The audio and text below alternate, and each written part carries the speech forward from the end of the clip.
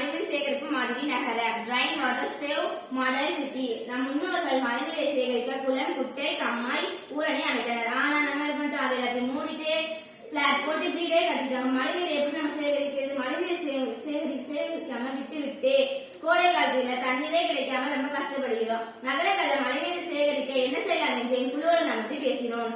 ஏற்கனவே அனைத்து வீடுகளிலும் மழைநீர் அமைப்பு உள்ளன. மாடியில் விழும் மழைநீர் சேகரிப்பு தொட்டியில் நிரம்பியவுடன் மீதமுள்ள நீர் வீணாகிவிடும். அனைத்து வீடுகளிலும் கிணறு கிடையாது. வீணாகும் மழைநீரை எப்படி சேகரிப்பது என்று சிந்தித்தோம். நாம் முன்னோர்கள் சொன்ன வழியை பின்பற்றி குளம் அமைத்து மழைநீரை சேகரிக்கலாம் என்று யோசனை தோன்றியது. அந்த மாதிரி நகரத்தை தான் உருவாக்கியுள்ளோம். 500 வீடுகளுக்கு 1 குளம் அமைத்து தருவதுதான் எங்கள் திட்டம். மாற்றில் உள்ள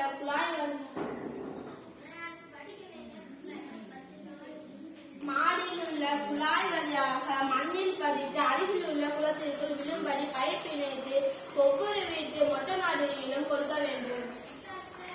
இதற்கு 1000 சதுர அடி நிலத்தை அரசு ஒதுக்கி தர வேண்டும். அங்கே 100 அடி ஆழம் கொண்ட குளம் அமைத்து தர வேண்டும். குடியிருப்பு பகுதியில் உள்ள மக்கள் குளத்தை சுற்றி வேலி அமைத்து தர வேண்டும். குளத்தை தூர்வாரி ஆண்டுதோறும் பாதுகாக்க வேண்டும். மேலும் ஒவ்வொரு வீடுகளிலும் குழாய் இணைப்பு செலவை அவர்களே மழை நீர் சுத்திகரிப்பு நிலையத்தை அமைத்து தர வேண்டும். இந்த அமைப்பை உருவாக்க ஒரு முறை செலவு செய்தால் போதும். மழைக்காலங்களில் மழை நீர் வீணாகாமல் அருகில் உள்ள குளத்திற்குள் விழும். யூவி சுத்திகரிப்பு நிலையத்தின் மூலம் கோடை காலங்களில் அந்தந்த வீட்டிற்கே விநியோகம் செய்யலாம். இதனால் தண்ணீர் பற்றாக்குறை வராமல் தடுக்கலாம்.